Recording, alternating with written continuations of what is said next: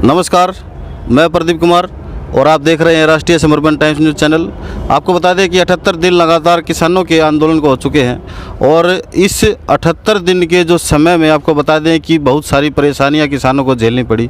मौसम की मार भी झेलनी पड़ी, लेकिन जो सत्ता पक्ष है उनके जो नए नए तरीके के जो षड्यंत्र है उनसे भी कहीं ना कहीं जो किसानों को है कई बार परेशानियां उठानी पड़ी, लेकिन किसानों के जो हौसले हैं वो कभी कमज़ोर नहीं नज़र आए।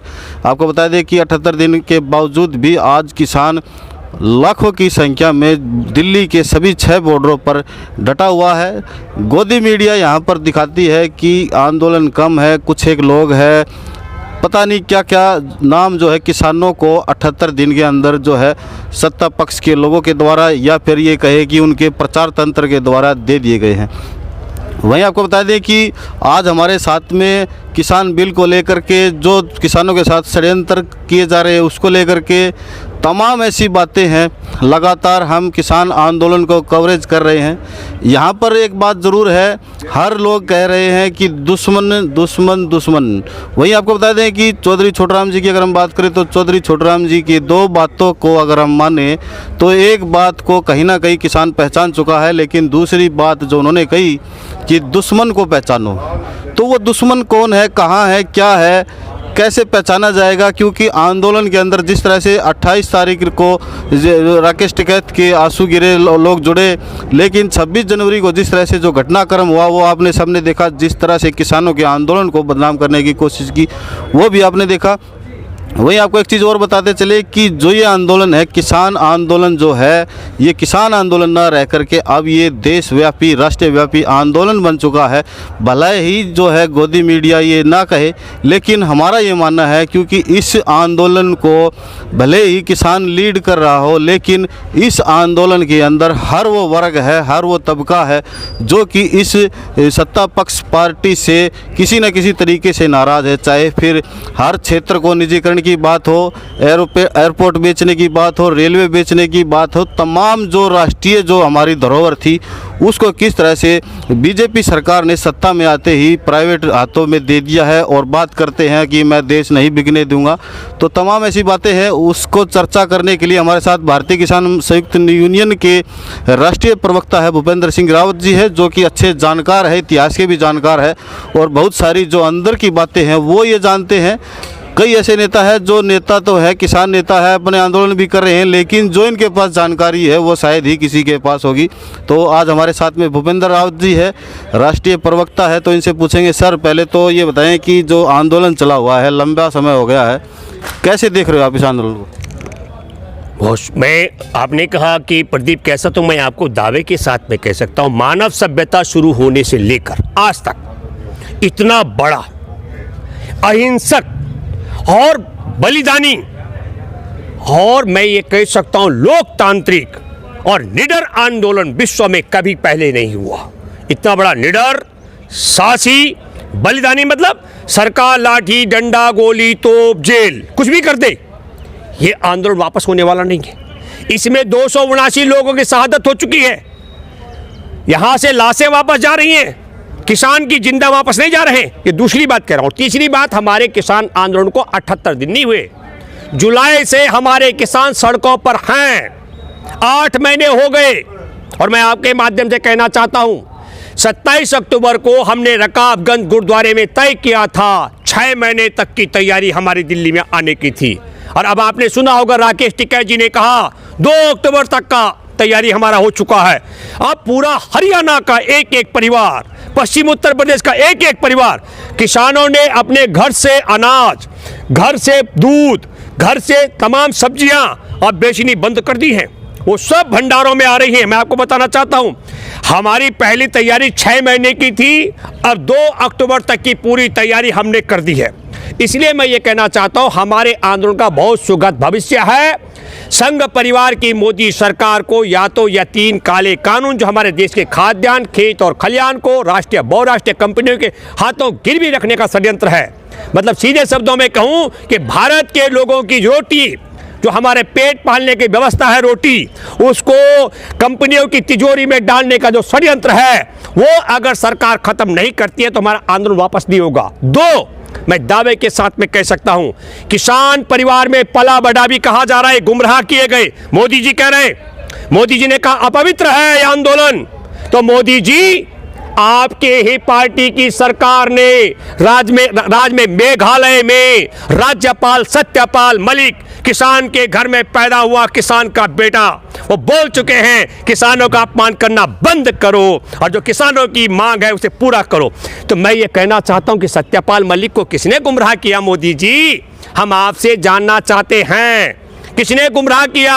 आपकी सरकार में थी, बादल का पूरा परिवार आपके खिलाफ हो गया, किसने सरकार बात की? आपकी ही पार्टी में थे सांसद हनुमान बेनीवाल, वो बाहर चले गए।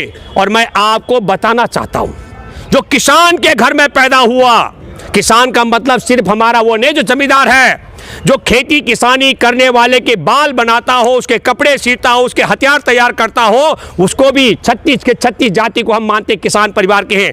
तो जो किसान परिवारों में पैदा हुआ वो देश के अन्नदाताओं के साथ और 3 काले कानून के खिलाफ है। और जो कंपनियों के, अंग्रेजों के मुखबिरी करने वालों के, जो मुखबिरों के घर में पैदा हुआ, वो देश में खाद्यान्न खेत खलियान को कंपनियों के हवाले गिरवी रखने वाले 3 काले कानून के साथ है। तो देश में तय करना पड़ेगा आपको कि देशवासी वो कौन है जो अंग्रेजों की मुखबिरों की औलाद है। साफ साफ है वो काले कानून के साथ है। और जो किसान की संतान है वो राज्यपाल की कुर्सी पर बैठे हुए सत्यपाल मलिक जैसे भी योद्धा किसानों के साथ है। ये बात ये बताएं रावत जी, जिस तरह से ये कहा जा रहा है कि ये कुछ मुट्ठी भर किसान है, अब तो एक आपको नया नाम और दे दिया गया है आंदोलन जीबी।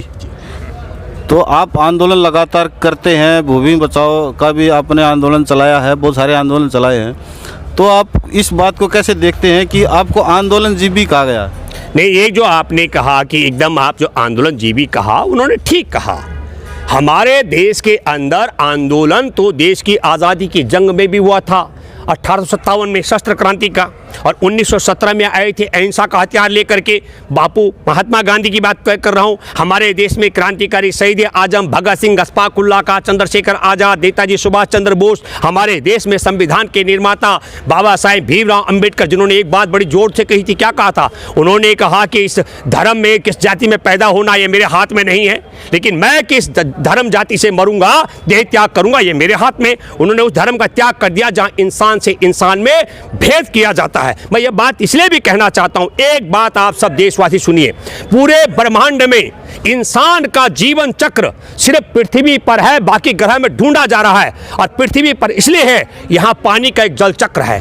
पानी या तो हिमालय में, आपने देखा होगा चमोली में नंदा देवी ग्लेशियर फट गया। इस धरती पर पानी या तो इस ग्रह में पानी बर्फ में के रूप में होता है, या नदी में बह रहा होता है, या भूजल में होता है, या समुद्र में होता है, या वाष्प में होता है। और मैं कहना चाहता हूं कि नंदा देवी से लेकर के यहां तक पूरे रास्ते में हिंदू हो, मुसलमान हो, सिख हो, बौद्ध हो, जैन हो, पारसी हो, ईसाई हो, और कोई पशु हो, उन सब का मलमूत्र नदियों में बहकर आता है। और हम शहर के लोग, मैं कह रहा हूं, राजधानी दिल्ली हरियाणा का मलमूत्र का पानी छान करके पीते हैं हम लोग। हमारे घरों में पाइपलाइन से पानी आता है, और जिसके घर में वो पानी पाइपलाइन से नहीं आता है उसके घर में टैंकर से आता है। जिस घर में टैंकर से नहीं आता वो अपने घर से बर्तन लेकर जाता है। किसी ने नहीं कहा इसमें दलित का मलमूत्र आता है, हरियाणा में कुत्ते गधे का मलमूत्र भी आता है, भैंस का भी आता है, इंसानों का भी आता है, पशुओं का भी आता है। हम इस पानी को नहीं पिएंगे। इसलिए मैं एक बात कहना चाहता हूं, इस धरती पर जो इंसान में भेद करते हैं उनसे मैं अपील करता हूं, ये पशुओं का मलमूत्र नदियों में बहकर आता है, सबसे पहला काम ये करो, इसे पीना बंद कर दो, तो मैं मानूंगा कि आप में निष्ठा है। एक बात कहता हूं। दूसरी बात, आपने कहा आंदोलन जीवी, आंदोलन करने वालों की बात, हम सब आंदोलनकारियों का सम्मान करते हैं। 1857 से लेकर के और आज हमारे किसान आंदोलन का हम सम्मान करते हैं। और आंदोलनकारियों के खिलाफ कौन लोग हैं? जो आजादी की जंग के आंदोलनकारियों के खिलाफ और गोरों की मुखबिरी करने वाले थे, उनको तो आंदोलन करने वाले लोग आंदोलन जीवी ही दिखेंगे। तो मैं आपको क्या कहूं मोदी जी, मुखबिर जीवी, मुखबिरों की औलाद और मुखबिरों की वारिस और मुखबिरी करने वालों का गिरोह, झूठ फैलाने वाले गिरोह, नफरत फैलाने वाले गिरोह। मैं साफ कहना चाहता हूं, इस सोच को आपको समझना पड़ेगा। रामायण की रचना करने वाले महर्षि वाल्मीकि को डकैत बताने वाली सोच थी, वही सोच महाभारत काल में एकलव्य का अंगूठा कटवाने वाली थी, और वही सोच दलितों की, महिलाओं के स्तन ढकने पर टैक्स लगाने वाली थी, और वही सोच आज हमारे किसानों को खालिस्तानी बताने वाली है। और वही सोच है जिसने हरियाणा में जब आंदोलन चल रहा था, जाट आरक्षण आंदोलन, तो जाटों को बलात्कारी बताने वाले, आज किसान आंदोलन को खालिस्तानी बताने वाले, वो एक ही सोच है। ये बात भी आपको मैं बताना चाहता हूं। और वही सोच है जब पूरा देश का किसान, मजदूर, आदिवासी, दलित, मछुआरे, भूमिहीन देश की आजादी के जंग में थे, तो जो कंपनी सरकार के संग में थे मुखबिरी करने वाले, मैं एक बात कहना चाहता हूं, इनका एक है, उसको क्या बोलते हैं, बड़ा अजीब सा नाम है, चलिए मैं नहीं, गोलवरकर जी की बात तो दूसरी है। गोलवरकर ने तो जो कहा था उस सिद्धांत पर मैं आता हूँ, वो अलग मामला है। पर एक और थे, उनको क्या बोलते हैं, वो जो माफी वीर सावरकर। मैं आपको बताना चाहता हूँ आपके माध्यम से, जिसको ये वीर सावरकर कहते हैं, शहीद आजम भगत सिंह के अहम सहयोगी यशपाल जी ने किताब लिखी है। हमारे देश के चंद्रशेखर आजाद उसको हरामखोर बोलते थे, और वो इसलिए बोलते थे, हमारे देश के क्रांतिकारियों को ये सावरकर उस समय भाड़े का हत्यारा मानता था। और मैं इसलिए कहना चाहता हूं, हमने जब ये बात कही पब्लिक डोमेन में, तो एक आरएसएस के चिंतक जो अभी राज्यसभा का सदस्य हैं, राकेश सिन्हा, उन्होंने मेरे से ट्विटर में पूछा आपके पास क्या सबूत है। मैंने तत्काल वो पेज भेज दिया जो शहीद आजम भगत सिंह के अहम सहयोगी ने लिखा था। तो मैं ये बात कहना चाह रहा हूं, जो देश की आज़ादी के जंग में कंपनी सरकार के संग में थे, वो देश की आज़ादी के 70 साल बाद कंपनियों के संग में 2 गुजराती हमारा देश बेच रहे हैं और 2 गुजराती कंपनियां देश खरीद रही हैं। ये देश जानता है। तो अब जो कंपनियों के संग में है, उनको देश बचाने वाले तो आंदोलन जीवी दिखेंगे, पर हमें कोई फर्क नहीं पड़ता मोदी जी, आप हमको आंदोलन जीवी कहें, पर हम आपको बताते हैं आप परजीवी रहे हैं। आपने 40 साल भीख मांगी, और भीख मांगने वाला भिखारी परजीवी होता है, दूसरे पर निर्भर होता है। अगर भीख नहीं मिलती तो 40 साल तक भिखारी जिंदा नहीं रह सकता था बिना खाए पिए। तो आप समझ लीजिएगा, परजीवी वो होता है जो दूसरे पर निर्भर रहता है। और नरेंद्र मोदी बार बार कह चुके हैं कि मैं परजीवी रहा हूं, क्यों? दूसरे से भीख मांगकर पेट पाला है। ये मोदी जी का इतिहास है, मेरा नहीं। तो हमारे देश में किसान आंदोलन हमारे देश को पालता है। मोदी, ये बात समझ लो, 100% लोगों के लिए खाद्यान्न, 70% उद्योगों के लिए कच्चा माल, 85% व्यावसायिक गतिविधि जो मैंने पहन रखा है किसानों का है, किसान की उपज से बना है। तो खेती किसानी की उपज से बना सामान और उपज मिलाकर 85% व्यावसायिक गतिविधियां, और माल ढोने के लिए सड़क से लेकर रेल तक, और वायु से लेकर के और जल तक जो ट्रांसपोर्ट व्यवस्था माल ढोने की, 65% ट्रांसपोर्ट सिस्टम भी सिर्फ हमारे खेती किसानी के उपज को ढोता है। मोदी जी, आपको मैं कहना चाहता हूं, और आपके माध्यम देशवासियों आपसे भी कहना चाहता हूं, हमारे देश का अगर कृषि बंद हो जाए, खेती किसानी, तो 100% लोग भूखे मरेंगे। अनाज खरीदने के लिए विदेश से हमारा विदेशी मुद्रा भंडार खाली हो जाएगा, और हमारे देश के 70% उद्योगों पर ताले लग जाएंगे, 85% व्यावसायिक गतिविधियां खत्म हो जाएंगी, और 65% ट्रांसपोर्ट सिस्टम जल से लेकर वायु तक, सड़क से लेकर रेल तक चौपट हो जाएगा। इतनी बात मैं कहना चाहता हूं, हमारे देश में यदि अन्न पैदा नहीं होगा। और मैं एक बात कहना चाहता हूं, सुप्रीम कोर्ट की कमेटी बनी, पश्चिम बंगाल में 300 पेड़ काटे जाने हैं। एक पेड़ की कमेटी ने कहा प्रति वर्ष 45,000 रुपए का ऑक्सीजन देता है एक पेड़, और 20,000 रुपए का देता है खाद खुराक। आप समझ लो, 74,500 रुपए कीमत मानी गई एक पेड़ की। मैं प्रदीप आपके माध्यम से एक बात कहना चाहता हूं, हमारे देश का किसान 70% उद्योगों को माल देता है, 85% व्यावसायिक गतिविधियां चलती हैं, 65% माल ट्रांसपोर्ट सिस्टम होता है, 100% को खाद्यान्न देता है। तो इसका हर साल का योगदान होना चाहिए। अरे सिर्फ हम तो कहते हैं हमारा किसान तो बहुत भोला है, वो कहता है मेरे धान की कीमत मुझे 20 रुपए दे दे, मेरे गेहूं की कीमत 20 रुपए दे दे। मतलब किसान तो इतना भोला है। और मैं मानता हूं, मैं सुप्रीम कोर्ट में बैठे जजों आपसे अपील करता हूं, जिस तरीके से आपने पेड़ की लाइफ लगाई कि हर साल 45,000 रुपए उसकी कीमत बढ़नी चाहिए, 300 पेड़ काटने के लिए 20,000 करोड़ रुपए रेलवे को जमा कराने पश्चिम बंगाल में, 300 पेड़ काटने के लिए। तो मैं आपके माध्यम से एक बात कहना चाहता हूं, सुप्रीम कोर्ट में बैठे ईमानदार जज अगर आज कमेटी बनाए, मैं भूपेंद्र रावत भारतीय किसान मजदूर संयुक्त यूनियन के प्रवक्ता के हैसियत से दावे के साथ कह रहा हूं, जो मैंने आंकड़े दिए कम हो सकते हैं, तो फिर मेरे किसानों का योगदान बताइए। अगर 1 साल में अन्न नहीं पैदा करेंगे तो देश में सब खत्म हो जाएगा। तब पता नहीं 40 साल तक भीख मांगने वाला भिखारी कंपनियों की मुनीमगिरी करके क्या बेच पाएगा। हमें सोचना पड़ेगा। तब तड़ी पार रह चुका शख्स जो हमारे किसान आंदोलन को बदनाम कराने के लिए अपने चहेते दीप सिद्धू को क्या लाल किले का जो दरवाजा हाथी नहीं खोल सकता वहां घुसा करके और निशान साहब का झंडा फहरवा दिए, तो आप समझ लो तब ये लोग क्या करेंगे, सोचना पड़ेगा। ये बताएं सर, जिस तरह से जो आंदोलन है काफ़ी लंबा चल पड़ा है और प्रधानमंत्री जी ने आप इस बात को आंदोलनजीवी को अपने ऊपर ले जा रहे हैं। मेरा ये मानना है कि जिस तरह से जो उन्होंने कहा कि कुछ लोग ऐसे हैं जो आंदोलनजीवी होते हैं, कुछ लोग पर्दे के पीछे से काम कर रहे होते हैं, और जिस तरह से अब जो ये किसान आंदोलन है ये अपने चरम पर है और इस किसान आंदोलन को आम जनता का जो है समर्थन मिल रहा है। आम जो लोग हैं उससे अलावा जितने भी जो सामाजिक संगठन है और भी ऐसे सामाजिक संगठन है, सभी लोग ज़मीनी स्तर पर किसानों का समर्थन कर रहे हैं। क्या उनको तो इशारा नहीं कर रहे हैं आंदोलनजीवी कहकर प्रधानमंत्री? देखिए, पहली बात तो मैं कहना चाहता हूँ कि इसकी बजाय प्रदीप आपको प्रधानमंत्री ने कहा मेरी बात पर यकीन करो और आंदोलन खत्म कर दो। पहली बात यह है कि कैसे यकीन करेगा हमारे भारत का नागरिक? इसी प्रधानमंत्री मोदी ने कहा था सबको 15-15 लाख रुपए दूंगा मैं, मिला हो किसी को तो बता दो। प्रधानमंत्री ने कहा कि मैं 2-2 करोड़ लोगों को प्रतिवर्ष रोजगार दूंगा। 14 करोड़ लोगों की रोजी रोटी छीन चुका है कोरोना के नाम पर। इस आदमी ने कहा मैं किसानों को लाभकारी मूल्य दूंगा। हम कह रहे हैं कि न्यूनतम समर्थन, मोदी कह रहे हैं मैं हूं आप मान जाओ, एमएसपी है। अरे हमने कहा गारंटी दे दो, गारंटी नहीं देंगे। एमएसपी है पर गारंटी नहीं देंगे। अरे भाई, इनकी सरकार है बिहार में इन्हीं की सरकार में आपको बताना चाहता हूं, बिहार को रसातल में पहुंचा दिया। हमारी पूरी लड़ाई है कि मंडी व्यवस्था हरियाणा पंजाब की तरह बनाई जाए और मोदी सरकार और संघ परिवार मोहन भागवत का इशारा है कि पूरे भारत की मंडियों को बिहार की तरह चौपट किया जाए।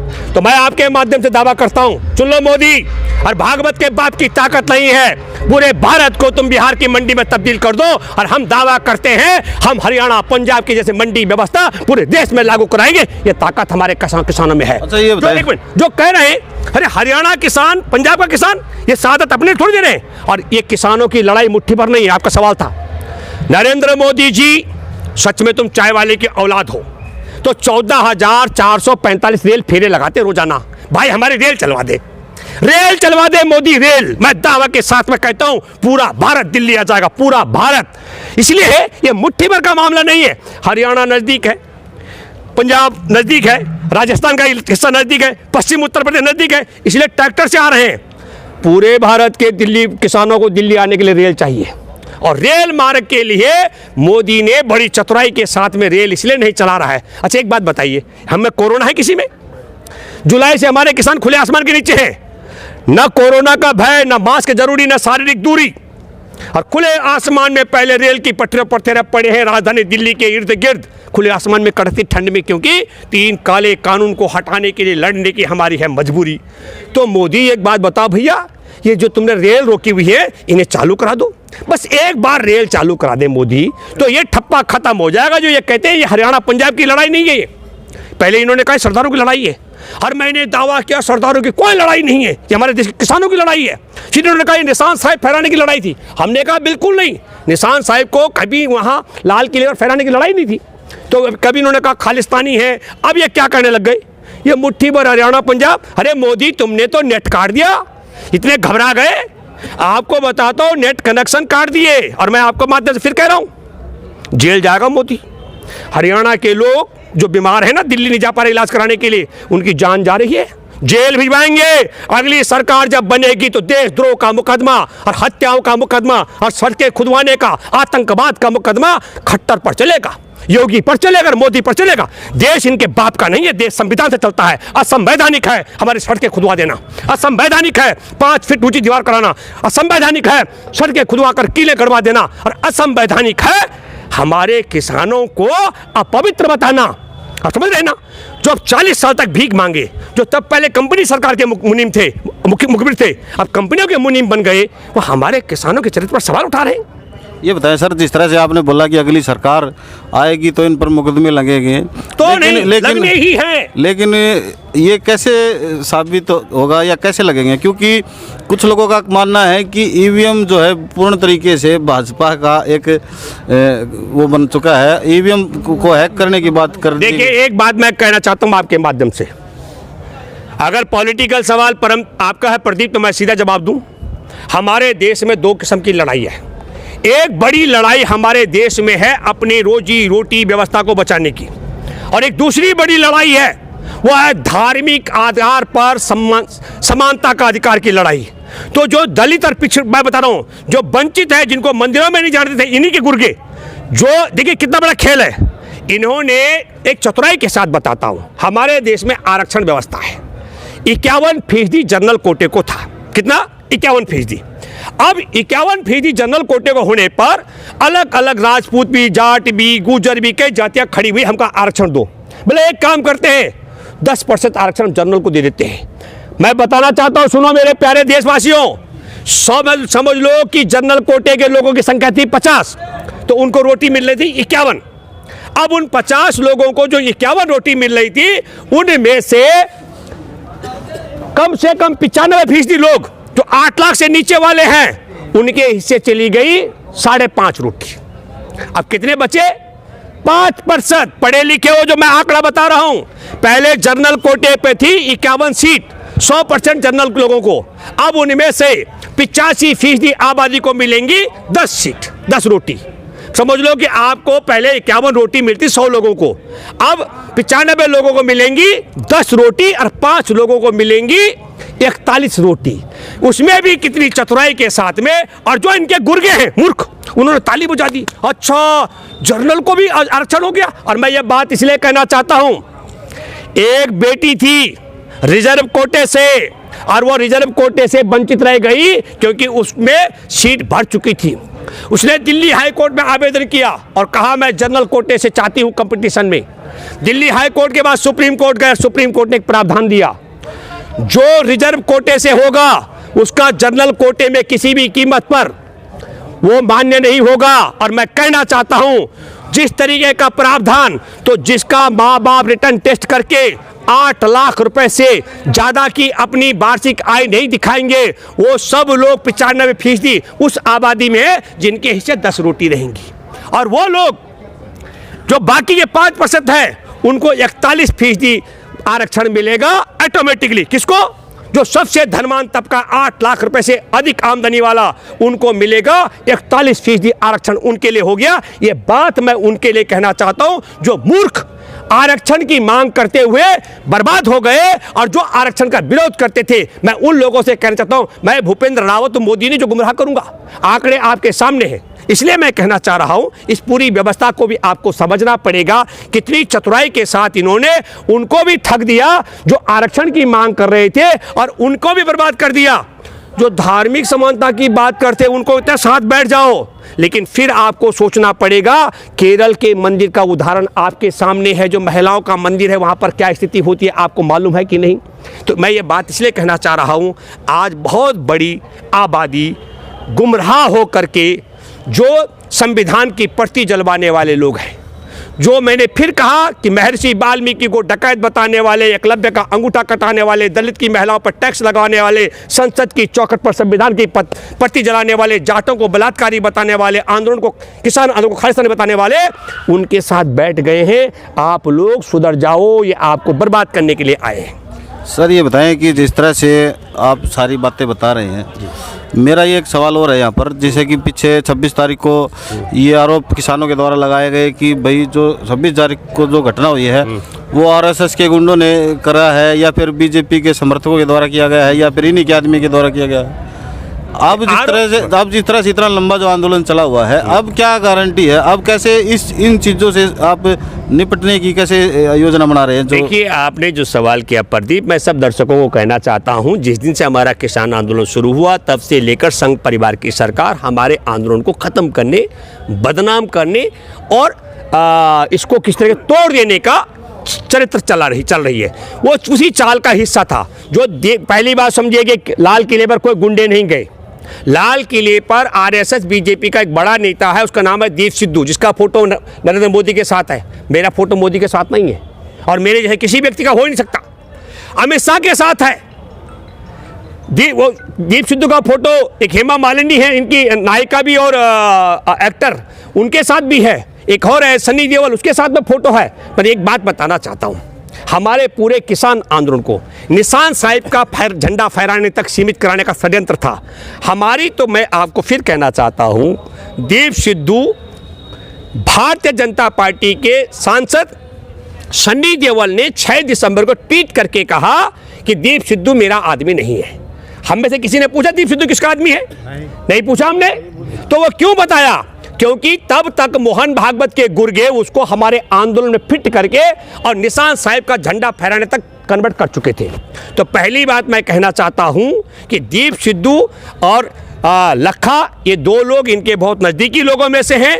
हमारे जो भारत के भर के किसान दिल्ली आए हुए थे, उनको मालूम नहीं था कहाँ जाना है। जिधर ट्रैक्टर की भीड़ चल रही थी उधर हमारे किसान गए। मैं लाल किले में था रात को 8 बजे से 9:30 बजे तक। वहाँ कोई पुलिस फोर्स नहीं थी, मेरा वीडियो है, हजारों लोगों ने सुना है। वहाँ कोई पुलिस फोर्स नहीं थी। पुलिस फोर्स वहाँ तब तक थी जब तक हमारे लाल किले पर निशान साहिब का झंडा फहराकर किसान आंदोलन को निशान साहिब करना था। जब वो निशान साहिब हो गया तो पुलिस फोर्स हट गई थी। मेरा वीडियो पब्लिक डोमेन में भूपेंद्र रावत का वॉइस ऑफ इंडियन पीपल्स के पेज पर आप देख सकते हैं, जा करके उसको हजारों लोगों ने सुना है। और मैं ये बात इसलिए कहना चाह रहा हूँ, वहाँ पर टिकरी बॉर्डर से और सिंगोपुर बॉर्डर से जो लोग ट्रैक्टर आ रहे थे, युवा फोटो खिंचवा रहे थे अपनी, कोई लाल किले की तरफ किसी निगाह से या इस लालसा से नहीं देख रहा कि हमने यहाँ निशान साहिब फहराना है। सब लोग आ रहे थे, अपनी हाजिरी लगाते। मैं बहुत गंभीरता के साथ एक बात और बोलता हूँ, बाकी मित्रों ने बोला कि नहीं, पर मैं भारतीय किसान मजदूर संयुक्त यूनियन का प्रवक्ता और संयुक्त किसान मोर्चा में अहम सहयोगियों में से हूँ। मैं गंभीरता से एक बात कहता हूँ, हमने दावा किया बार बार कि राजधानी दिल्ली में एक तरफ सैनिकों की ट्रैक्टर परेड निकलेगी और एक तरफ निकलेगा हमारे किसानों का एक तरफ सैनिकों की टैंक परेड निकलेगी और एक तरफ हमारे किसानों का ट्रैक्टर परेड निकलेगा। ये बात हमने पूरे देश के युवाओं के मन मस्तिष्क में बिठा दी थी और उसका फायदा उठाया आरएसएस, बीजेपी के अहम सहयोगी, जो इसकी गणना मैं कहता हूँ, इसकी पटकथा भी अगर किसी ने लिखी हो तो उसमें तड़ी पार रह चुके Amit Shah one of the member हो सकते हैं, और दूसरे मोहन भागवत। इन्होंने पटकथा लिखी, इन्होंने कहा अच्छी बात है। हमारे एक दुर्भाग्य बताता हूँ, हमारे देश में 14 फरवरी आ रही है। मैं आप सब लोगों से अपील करता हूं, 14 फरवरी को हमारे पुलवामा में जवानों की शहादत के लिए आप सब लोग अपने घरों में, गांव में मशाल जुलूस निकालेंगे। शहर में हमारे जवानों की हत्या कराई गई थी 2019 में। मैं ये बात इसलिए कहना चाहता हूं, जब हमारे 14 फरवरी को पुलवामा में 40 जवानों की हत्या करवाई, उस समय नरेंद्र मोदी नौकायन कर रहे थे, फिल्म शूटिंग कर, जब हमारे जवानों के टुकड़े पड़े हुए थे। एक तो उन जवानों की शहादत के लिए मैं दूसरी बात करना चाहता हूँ, जब पुलवामा में हमला हुआ, अटैक में जवान मारे गए, तो हमने एयर स्ट्राइक करना था। ये जानकारी 5 लोगों को थी, भारत के प्रधानमंत्री को, भारत के गृह मंत्री को, भारत के रक्षा मंत्री को, भारत के वायुसेना प्रमुख को और एनएसए प्रमुख को। यह जानकारी 26 फरवरी को हमने एयर स्ट्राइक करना था, लेकिन 23 फरवरी को एक पत्रकार है अर्नब गोस्वामी ने अपने चैट करके लिखा, तो इन 5 में से वो एक देशद्रोही है, और यह सारे हैं मुझे नहीं पता, जांच का विषय है। राजनाथ सिंह गृह मंत्री थे, निर्मला सीतारमण रक्षा मंत्री, मोदी प्रधानमंत्री, एनएसए प्रमुख अजीत डोभाल और वायुसेना प्रमुख बीएस धनोआ, ये 5 देशद्रोहियों ने यह जानकारी अर्नब गोस्वामी को दी, या किसी एक ने, हमको जानकारी नहीं थी। 26 फरवरी को एयर स्ट्राइक हुई, हमारे देश के लोगों ने, हम नहीं पहचान पाए कि देशद्रोही, ये देश का गद्दारी करने वाले हमारे देश ने वोट दिया और मोदी सरकार दोबारा बन गई। अब हमको पता लग रहा है ये देश का गद्दारी की इन्होंने। तो जब हम तब फरवरी में देश के गद्दारों को नहीं पहचान पाए, ठीक उसी तरीके से हम 26 जनवरी को हमारे किसान आंदोलन में दीप लखा जैसे लोगों को, जो संघ परिवार से जुड़े हुए थे, मोहन भागवत और अमित शाह, मोदी के गुर्गे थे, हम नहीं पहचान पाए। मैं माफ़ी मांगता हूं उन जवानों से जिन पर इनके गुंडों ने हमला किया, और मैं बधाई देता हूं 10 लाख किसानों को।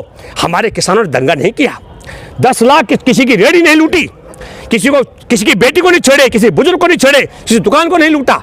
हमारे किसानों ने दंगा नहीं किया, मैं उनका ऋणी हूं, और ये जानबूझ करके षड्यंत्र था। लेकिन आज ये पाप धुल चुका है, देश का बच्चा जान चुका है कि दीप सिद्धू भाजपाइयों का जीजा है, किसान आंदोलन को खत्म करने के लिए आया था, लाया गया था, वो मोटरसाइकिल से भागा वहां से। आप समझ रहे? ये एक चीज़ और बताएं सर, जिस तरह से जो आंदोलन जो चला हुआ है, टीवी चैनल को किस तरह से देख रहे हैं? क्योंकि टीवी चैनल तो लगातार जो है किसानों के विरोध में जो है खबर दिखा रहे हैं। नहीं, आप जिसकी बात, कौन सा टीवी?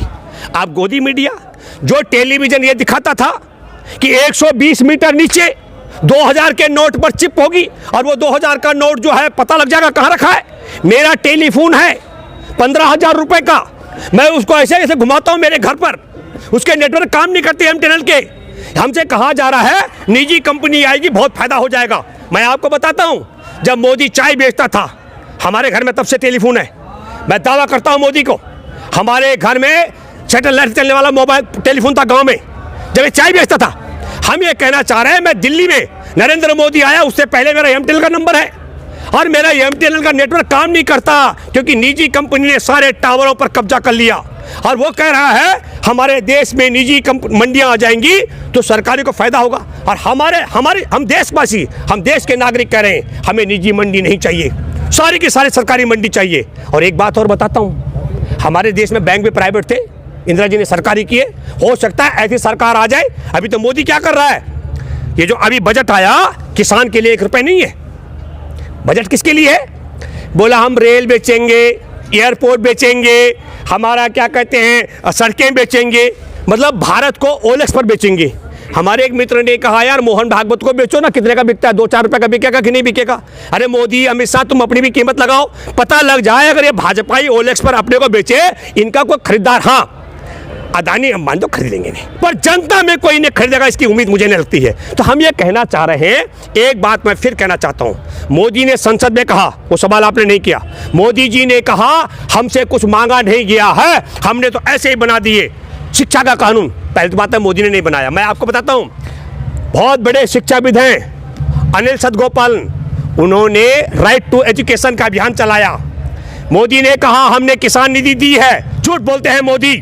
मैं भूपेंद्र राव चुनौती देता हूं, भारतीय किसान मजदूर संयुक्त यूनियन की तरफ से हमने बार बार मांग की, हमारे देश के अंदर खेती किसानी के काम में जुटे तबके को सरकारी कर्मचारी के वेतन के बराबर आमदनी की गारंटी का कानून बनना चाहिए। मोदी ने कहा ऐसे ही बन गया सती प्रथा को खत्म करने का कानून।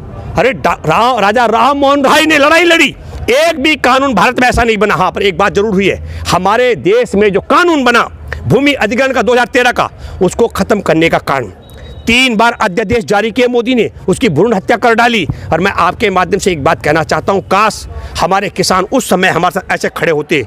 तो नोटबंदी के कारण टैक्स पद्धति बदल करके और कोरोना के नाम पर तालाबंदी करके जिस तरीके से 5 लाख करोड़ का पहला नुकसान 16-17 का और 17-18 में 12 लाख करोड़ का नुकसान, असंगठित क्षेत्र का 24 लाख करोड़ का नुकसान और लॉकडाउन में 27 लाख करोड़ का नुकसान होकर के हमारे देश की संगठित और असंगठित क्षेत्र का दोनों का जो हमारा विकास दर है -50 में न चला गया होता, 2 करोड़ 70 लाख लोगों की बड़ी नौकरी और कम से कम 12 करोड़ लोगों की आजीविका, 62% लोग बेरोजगार हो गए। और सीरो सर्वे है, वो कहते हैं हर चौथे व्यक्ति को कोरोना हुआ। और मैंने कहा था 50 करोड़ लोगों को कोरोना हुआ। मैं बता दूं, आज भी 24 मार्च को मेरा वीडियो घूम रहा है, लोगों ने सुना है। मैंने कहा था लॉकडाउन से न कोरोना का संक्रमण रुकेगा, न कोरोना की चेन टूटेगी। पर मूर्ख आदमी, फर्जी डिग्री वाले ने ताली बजा करके नोटबंदी करके देश बर्बाद किया, ताली बजा कर टैक्स पद्धति बदल करके देश बर्बाद किया और ताली बजा करके ताला लगा करके देश को बर्बाद कर दिया, देश को बचा नहीं पाया। फिर भी कहता है मूर्ख आदमी, कहता है प्रयोग करना चाहिए। अब कितना प्रयोग करोगे भाई, कहाँ ले जाओगे देश को भैया? ये बात तो करनी चाहिए जी। अच्छा, एक चीज़ और होता है, ऐसा जिस तरह से जो आंदोलनों के जो नाम रखे जाते हैं, अभी आंदोलन किसान आंदोलन हो गया, इससे पहले जाट आंदोलन हो गया, इससे पहले पटेल आंदोलन हो गया, ये जातियों के नाम पर जो आंदोलन हो रहे हैं, इससे क्या नहीं लगता कि आपको राजनीतिक लोगों को फायदे हो रहे हैं? नहीं, पहली एक बात, किसान की कोई जाति नहीं है, 36 जातियाँ किसान हैं हमारे देश में। जिसकी जो खेत जोतता है और जो खेत जोतने वाले के जूते काटता है, जो उसके लिए हथियार बनाता है, उसके बाल बनाता है, उसके कपड़े सीता है, उसके जाने आने की व्यवस्था ठीक करता है, उसके ट्रैक्टर की मरम्मत करता है, उसको हल को ठीक करता है, उसके फल को ठीक करता है, वो सब किसान है, वो सारे के सारे किसान है। नहीं, ऐसा प्रचार का एक मिनट, ये सारे के सारे किसान है।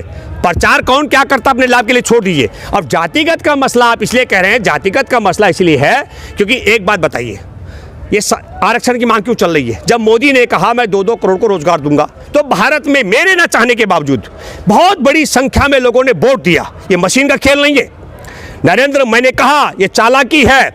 उनका भी वोट ले लो जिनका आरक्षण नहीं है, उनका भी वोट ले लो जिनका आरक्षण छीनना है। जब सारे सरकारी संस्थान नीलाम हो जाएंगे तो किसको आरक्षण मिलेगा? और जब सारे सरकारी आरक्षण नीलाम हो जाएंगे तो कौन नौकरी देगा? मैं एक बात फिर कहना चाहता हूं, देश बिक रहा है, देश में नेता के नाम पर देश विक्रेता बैठा हुआ है। मेरी अपील आपसे है, जो ये आपने कहा जातिगत आधार पर भी पारिवारिक लोग, देखिए एक बात है, हमारे देश में सबको रोजी रोटी, सबको काम मिल जाए, ऐसी समग्रता कब आ सकती है? जब भारत में ऐसी लोकतांत्रिक व्यवस्था हो। व्यवस्था ही ऐसी है, फूट डालो राज करो। मोदी कह रहे हैं ये छोटे किसान और बड़े किसान का झगड़ा है। पहले इसने कहा ये हिंदू और सिखों का झगड़ा है, फिर कहा ये खालिस्तानियों का झगड़ा है, फिर कहा पाकिस्तान प्रश्न का झगड़ा है, और अब क्या बोल रहा है? ये छोटे किसान और बड़े किसान का मैं 2 उदाहरण देता हूं। यह रहा कंझावला, इसके साथ में टिकरी के साथ में कंझावला जिला है सर। 35 दिन 2008 में हमने ताला लगवाया, हम कोर्ट तक गए, सुप्रीम कोर्ट में हमारा मुकदमा चल रहा, जमीन बचाई है, दुगना मुआवजा करवाया, पहला घटना है। 35 दिन डीएम ऑफिस ताले में वहां चला, तंबू में। मैं दावा करना चाहता हूं मेरे किसी किसान के पास 5 एकड़ जमीन नहीं थी, 2 एकड़, 1.5 एकड़, 2.5 एकड़। मैं जेल में रहा हूं अनिल अंबानी के खिलाफ। जादवपुर, देहरा, ककराना, धौलाना, बजड़ा, 5 गांव जिंदा है, 2 मर गए, अलग अलग नाम है उनके। और मैं लंबे समय तक अनिल अंबानी के खिलाफ जेल में रहा हूं। अनिल अंबानी को हमने हराया 2006 से लेकर 2014 में सुप्रीम कोर्ट में, जमीन पर कब्जा नहीं लेने दिया। वहां किसी किसान के पास 2 एकड़ जमीन नहीं है। तो मैं ये बात इसलिए कहना चाह रहा हूं, बड़ी जोत का किसान नहीं रहा, ये मूर्ख आदमी, इसको मालूम नहीं है। हमारे देश के अंदर जब भूमि सुधार कानून शुरू हुआ था, उसके बाद से जो जमीनें हैं, किसी के पास ज्यादा जमीन नहीं है। ये बहुत बड़ा झूठा प्रचार कर रहा है। और हमारे देश के अंदर हर छोटा बड़ा किसान छोड़ो, मजदूर भी, खेती हर मजदूर भी, हमारी एक बालिका है पंजाब की, वो जेल में है, उसके पास खतरनाक हथियार बताकर लाठी, एक स्टिक थी उसके हाथ में, उससे उसको रासुका लगा दिया। तो ये ताकि मजदूर और किसान एक ना हो सके। ये लड़ाई किसानों की नहीं, मजदूरों की और किसान मजदूर की नहीं है, हमारे देश के 137 करोड़ आबादी को लूटने का षड्यंत्र है, उससे बचाने की लड़ाई है, देश को बचाने की लड़ाई। राव जी एक चीज़ और बताएं कि जिस तरह से छोटराम जी की अगर हम बात करें तो उन्होंने कहा था कि भोले किसान 2 बात मान, एक दुश्मन को पहचान और दूसरा बोलना ले सीख। कहीं ना कहीं जैसे अब आप बोल रहे हैं, किसान हैं आप, तो बोलना तो शायद आपको आ गया है, दुश्मन को कैसे पहचानोगे आप? बहुत ईमानदारी की बात है। 2013 में जो कानून बना, इस कानून को बनवाने वालों में बेनिसंकोच होकर बोल रहा हूं, कांग्रेस, राजद, राष्ट्रीय जनता दल, भाजपा, सॉरी अपना क्या कहते हैं, सपा, बसपा, सीपीआई, सीपीएम और जदयू भी, जनता दल यूनाइटेड भी था। और इस विपक्ष की नेता सुषमा स्वराज, अब मैं बताता हूं दुश्मन, जब सुषमा स्वराज सरकार बनती दूसरी, तो उस सरकार में सुषमा स्वराज की किडनी खराब हो जाती है, विदेश मंत्रालय दिया जाता है। जो नया मंत्री बनता है वो कहता है मैं लागू करूंगा, गोपीनाथ मुंडे। 26 मई 2001 जनवरी को कानून लागू होता है, 26 मई को मोदी शपथ ग्रहण लेते हैं, 29 मई को मंत्री को पूछा जाता है कानून का क्या करोगे, हम लागू करेंगे। और 3 जून को गाड़ी तेज चल रही, ड्राइवर ने ब्रेक मारा, मंत्री मर जाता है। और दूसरा मंत्री बैठता है और वो कहता है मुझे ये कानून मंजूर नहीं है, क्योंकि उस कानून में 5-6 कमी बताई गई। 70-80% लोगों की लिखित सहमति किसानों की, तब तक जमीन का अधिग्रहण नहीं होगा। बहुफसली खेती, ताकि देश में भूख ना मरे, देश से सिंचित खेती को अधिग्रहण नहीं होगा। 5 साल से पहले अगर जमीन पे प्रोजेक्ट शुरू नहीं हुआ तो 5 साल बाद अधिग्रहण रद्द हो जाएगा। पर्यावरण पे कोई नुकसान होता है उसकी भरपाई की जाएगी, पुनर्वास की गारंटी होगी। खेती हर मजदूर को 5 लाख रुपए दिया जाएगा। बोले सारे प्रावधान हमको मजदूर मंजूर नहीं है। जिन्होंने ये बढ़िया कानून बनाए थे वो किसानों के हिमायती थे, और जो इन कानूनों को बदल करके खत्म करने वाले हैं वो किसानों के दुश्मन हैं। जिन्होंने हमारे देश में अवैध भंडारण पर रोक लगाई थी वो देश के हितैषी थे, और जो अब भंडारण के लिए कानून लेकर आया, लूटो देश को और किसानों को, वो देशद्रोही है। पहचानो, जिन्होंने मंडी व्यवस्था कायम की थी वो देश के किसानों के हितैषी हैं, और जो मंडी व्यवस्था और एमएसपी खत्म कर रहे हैं वो देश के दुश्मन हैं। जो हमारे देश के किसानों को छूट दे रखे हैं, अपनी खेती जैसा मर्जी करो, वो हिमायती थे, और जो कॉन्ट्रैक्ट फार्मिंग में किसानों को बंधुआ मजदूर बना रहे वो दुश्मन है। तो हम पहचानते हैं, इसलिए हमारा किसान खड़ा है। एक एक बच्चा पहचानता है कि हमारे किसान और देश के द्रोही कौन है। मेरा एक आखिरी सवाल है आपसे, ये बताएं सर, जिस तरह से अगर सोशल मीडिया की बात करें तो तमाम किसान नेताओं का जो है इंटरव्यू दिखाया जा रहा है, और अगर टीवी चैनल की अगर हम बात करें तो वहाँ पर सिर्फ एक इर्द गिर्द जो है टीवी चैनलों की अगर हम बात करें तो राकेश टिकैत के इर्द गिर्द घूमते नज़र आ रहे हैं। आपको क्या ये नहीं लगता कि जिस तरह से जो आंदोलन है इसको कहीं ना कहीं घूमता हुआ जो है एक राकेश टिकैत की तरफ ले जाया जा रहा है? कई बात देखिए, आप थोड़ा समझ लीजिएगा, इसी नहीं, ऐसा भी नहीं है, कभी कभी हमसे भी किसी जगह बात करते हो, क्योंकि जो चंदूनी जी है उन्होंने कहा, क्योंकि राकेश टिकैत ने कहा था कि अक्टूबर तक आंदोलन चलेगा। अब उन्होंने, चंदूनी जी ने बोला है कि ये आंदोलन ऐसा नहीं है कि अक्टूबर तक चलेगा। इतनी वो जो राकेश टिकैत ने कहा ये बात ठीक नहीं है। पहली बात, मैं एक जरूरी जी का और राकेश टिकैत जी का प्रवक्ता नहीं हूँ। सब लोगों के अपने अपने संगठन है। मैं भारतीय किसान मजदूर संयुक्त यूनियन का राष्ट्रीय प्रवक्ता हूँ और संयुक्त किसान मोर्चा के हिस्से। मैं एक बात बताना चाहता हूँ, पहले हमारी तैयारी 6 महीने की थी। मैं बार बार बोलता रहा हूँ, भूपेंद्र रावत, 27 अक्टूबर को हमने तय किया संविधान दिवस से हम डटेंगे 6 महीने के लिए। तब तो चौधरी जी ने नहीं कहा, तुमने 6 महीने क्यों कहा? किसी ने बोला हो तो बताओ। मैं बार बार कहता रहा हूं। अब हमारे साथ किसान और ज्यादा जुट गए। राकेश टिकैत जी को भी लगता है अक्टूबर तक की तैयारी, और मैं कहता हूं 6 साल तक की तैयारी है। संघ परिवार को देश से उखाड़ करके व्यवस्था खत्म करके देश को बचाने की तैयारी है, हमारे लोगों ने तय कर ली है। ये छोटी बात नहीं है, अब पूरी व्यवस्था को बदलने की तैयारी है। ये बात हम इसलिए कह रहे हैं, हमारा घर से बच्चा, बूढ़ा, जवान, किसान सब जान चुका है। इसलिए अक्टूबर का ही मामला नहीं है, अब पूरा देश एकजुट हो चुका है संघ परिवार को उखाड़ फेंकने के लिए। मैं कहना चाहता हूँ। तो देखा आपने किस तरह से राकेश टिकैत की बात भी इन्होंने बताई और आंदोलन को लेकर भी इन्होंने साफ किया है कि राकेश टिकैत ने भले ही अक्टूबर का नाम लिया हो, लेकिन यह आंदोलन लंबा चलने वाला है। और यहाँ पर एक बात और बिल्कुल गंभीर है जो इन्होंने बताया है कि संघ परिवार को उखाड़ फेंकने की बात है। आपको यहाँ पर बताते चले कि जो संघ परिवार है वो एक अपने आप में एक व्यवस्था है, और उस व्यवस्था के अंदर जो संघ परिवार है वो लोगों को किस तरह से बरमाता है वो ये लोग जान चुके हैं। और इन्होंने ये साफ किया है, संघ परिवार को उखाड़ फेंकने का मतलब है व्यवस्था परिवर्तन, क्योंकि इस देश के अंदर जो व्यवस्था अब चली हुई है उसके अंदर ये देश की जो जनता है वो कहीं ना कहीं बटी नज़र आती है। और ऐसे में जो इनकी बड़ी बात है कि संघ परिवार को उखाड़ फेंकने की, क्योंकि कांग्रेस के समय में भी संघ परिवार पर बैन लगाया गया था, और अब जिस तरह से भारतीय जनता पार्टी, क्योंकि भारतीय जनता पार्टी संघ परिवार को सपोर्ट करती है और संघ परिवार की जो विचारधारा है उसको कहीं ना कहीं बीजेपी जो पार्टी है वो लागू रखती है। और इसी के चलते आज इस तरह की जो घटनाएं हैं, किसान आंदोलन को लेकर के, जाट आंदोलन को लेकर के, पटेल आंदोलन को लेकर के, देश के अंदर जितनी भी जो आंदोलन आम जनता करती है उसको एक जाति विशेष का ठप्पा लगा दिया जाता है। ये कहीं ना कहीं इस तरह की जो बातें हैं ये एक विचारधारा से आती है और उसको उखाड़ फेंकने की बात यहाँ पर किसानों ने की है। एक बात करता हूँ, पहली बात मैं प्रदीप की बात को थोड़ा क्लियर करता हूँ। हमारे देश में एक संघ परिवार है, उसकी 55 अलग अलग इकाई है, उनमें से एक भाजपा भी है। भारतीय जनता पार्टी देश की नहीं, संघ परिवार की एक इकाई है। और भारतीय जनता पार्टी जैसे 55 इकाइयां हैं आरएसएस की, उनमें से एक इकाई शासन कर रही है, जिसमें आरएसएस के प्रमुख मोहन भागवत के प्यादे के रूप में हमारे देश में अभी नरेंद्र मोदी और अमित शाह जैसे लोग बैठे हुए हैं। आज अगर भागवत कह दे कि किसानों को ये खेत खलिहान और खाद्यान्न को गिरवी रखना बंद करो कंपनियों के हवाले, 1 मिनट में मोदी और अमित शाह को मानना पड़ेगा, क्योंकि इनकी औकात आरएसएस के प्यादे से ज़्यादा नहीं है। मैं यह बात डंके की चोट पर कह सकता हूँ।